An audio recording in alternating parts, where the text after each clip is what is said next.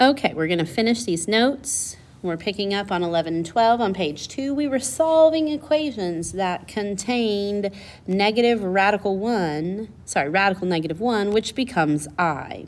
So we're solving by square roots. To do that, we have to move the numbers to the right so we can get our x squared alone, so we can then take the square root of both sides. Moved over the 5, divide both sides by 3. I get x squared equals. When I divide this 441 by 3, I get negative 147. Now we'll take the square root of both sides.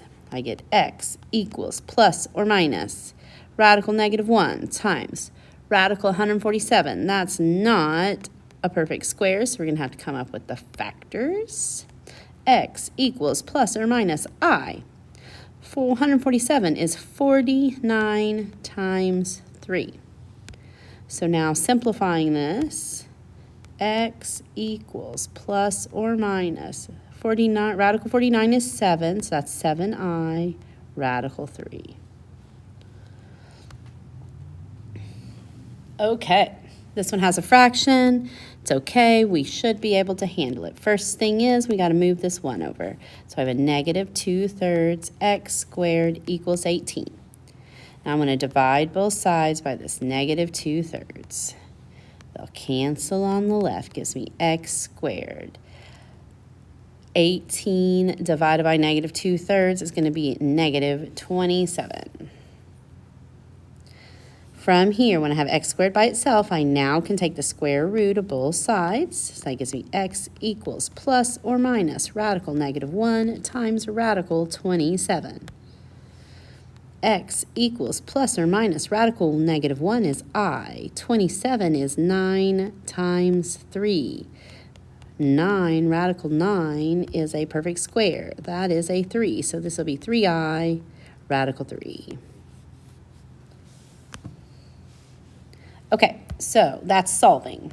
So far we've defined or explained what imaginary numbers are. We learned that how to simplify a plain radical. Then we learned how to put it in equations. Now we're going to learn some neat things about multiplying I, the powers of I. So here's a little chart. We're going to go through and we're going to fill out this chart. And then after we fill out this chart, we're going to see, can we recognize some patterns that are happening? Okay, so first of all, think about what I represents. If we are I to the first power just means itself. So I is really radical negative 1. Radical negative 1 is just I. Okay, I squared. That's radical negative 1 to the second power. Well, a radical and a second power cancel each other, so what's left over but negative 1? I to the third power. Well, I is radical negative 1 to the third power. No, let's not think about it like that. Let's think about it based on the stuff we've done before. I to the third power is really I to the second times I to the first. Well, I to the second we just found out was negative 1, and I to the first is I. So negative 1 times I is a negative I. I to the fourth. Well, I to the fourth is I squared squared. Well, what is I squared? We just figured that out up here. I squared is negative 1. So negative 1 squared. Negative 1 times negative 1 is a positive 1. So I to the first power is I. I to the second power simplifies to be negative 1. I to the third power simplifies to be a negative I. And I to the fourth is a positive 1. Let's look at I to the fifth. I to the fifth, we're going to make it by creating I to the fourth times I. Well, we found out I to the fourth was 1. 1 times I is I. I to the sixth would be I to the fourth times I to the second, because 4 plus 2 is 6. I to the fourth is 1. I to the second is a negative 1. 1 times a negative 1 is negative 1. I to the fourth times I to the third would be I to the seventh. I to the fourth is 1. I to the third is a negative I. So this is negative I. And finally, I to the fourth squared would be I to the eighth, because 4 times 2 is 8. Well, I to the fourth we found out was 1. So 1 squared is 1. So notice there's a pattern. I to the first and I to the fifth are both I.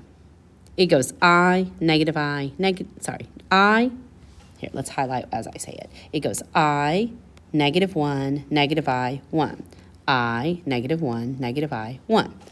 So that pattern exists by using all the information we've just learned. Now, if we can recognize that pattern, let's see if we can simplify these bigger exponents by using the 4i with powers we have up here. Okay, so I to the 15. Another way you can write I to the 15, if I get a pen, we want to write it as an I we know. So, to get close to 15, if I had I squared to the 7th power, that would be I to the 14th, times a single I. That would give me I to the 15th. So now let's make sense of this. Well, what was I squared? I squared was negative 1 to the 7th power times I. Well, negative 1 to the 7th power, negative number to an even power would become positive because a negative times a negative. So I would do that 3 times, and then I'd have one more negative left over. So that's going to be a negative 1 times I. And negative 1 times I is negative I. So my answer is negative I. Okay, 62. 62 is ginormous. Split it in half. Think about I squared. What would I multiply or divide 62 by 2? I'd get 31. I'm going to take it to the 31 power. Why are we picking I2? Because that's one of these first 4, and I know what those first 4 mean. I to the second is negative 1. Negative 1 to the 31 power. It's odd, so it's going to stay negative 1. If it was even, it would be a positive 1. Okay, so now we've practiced simplifying radicals that had a negative 1 in it. Now we understand what to do with the letter I. We're now going to put it together and see, can we do products, numbers we're multiplying using these powers of I. And then we're going to simplify those expressions. That's what the directions tell us. So I have 4i times 7i. This is just like 4x times 7x. 4 times 7 is 28. I times I is I squared. Well, I squared is a thing, right? I squared actually means negative 1, and so our answer is negative 28. Let's repeat the process. There's 3 multiplications happening. I can't do all 3 at once, so I'm going to just multiply the first 2 first. Negative 4 times 2 is negative 8. I times I is I squared. That whole thing has to still be multiplied by negative 9i. Negative 8 and negative 9 are 72. I squared times I would be I to the 3rd power. Okay, 72 times. What was I to the 3rd power? If you look on our chart, that's negative I. So now if I multiply 72 times negative I, that's a negative 72i. This is my answer. Okay, next one.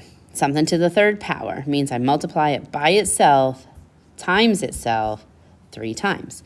2 times 2 is 4. 4 times 2 is 8. So 2 to the 3rd power is 8. I to the 3rd power is I to the 3rd. So that's the first thing we're going to do is convert that, multiply that 3rd power. Now that answer has to be multiplied to 5i.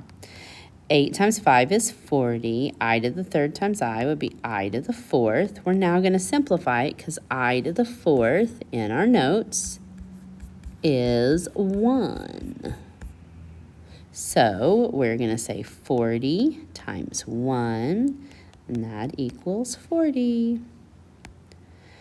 Okay, now they're throwing some extra stuff in there. We have some radicals. Again, look at what it tells us to do. It tells us to square.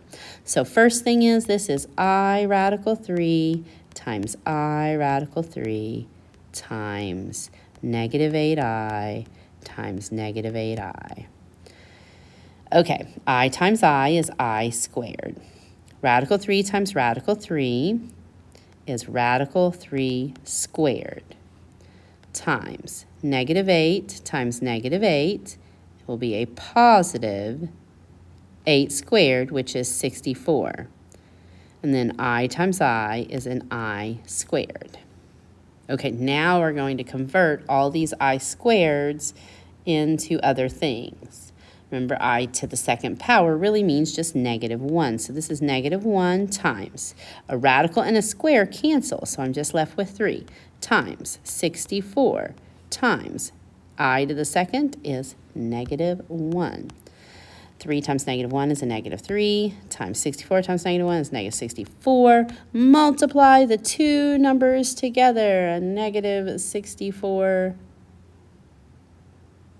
and 4, I get a positive 192.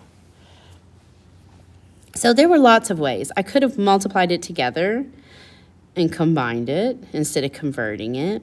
I don't know why I converted it, and then multiplied. It doesn't matter the direction as long as you're still getting 192 was your answer. Okay, so let's look at this one. So I have radicals with negatives underneath it. So I have to go ahead and simplify these radicals like we did in the beginning. So I'm going to start by saying negative 1, radical negative 1 times 18 times radical negative 1 times radical 10. So we really have an I. 18 is 9 times 2 times I, and 10 is 5 times 2. But neither of those are perfect squares, so I'm going to leave it radical 10. Radical 9 becomes 3, so this is 3I radical 2 times I radical 10. Now we still have a multiplication, so I needed to go ahead and do that multiplication. 3I times I is 3I squared. Radical 2 times radical 10 is radical 20. Now I need to think about I squared is negative 1, and radical 20 is radical 4 times radical 5. That would be a negative 3 times a 2 times a radical 5. So that would be negative 6. Radical 5 is my answer. So that one had quite a bit of steps. Depends on which path you took, how many steps you actually needed. All right, our last one here. All the negatives. I'm going to have I radical 24. I'm going to have I radical 3. I radical 2. What did I skip? I skipped the taking out the radical negative 1. I know that radical negative 1 is going to turn into I. Might as well just write it as I out front. 24 is, got lots of factors. We could break them apart, but eventually we're going to have to multiply them all together. So instead of breaking them down in the beginning and then remultiplying, let's multiply it all at once and then break our single term down. So I times I times I is I to the third. 24 times 3 times 2 is 144.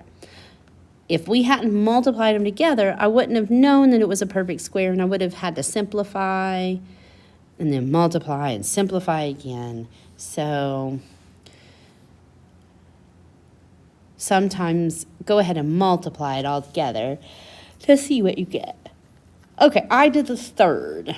On our chart, I to the third was negative I. 144 is 12. So if I'm going to write this in the proper form, it's negative 12I. That is my answer.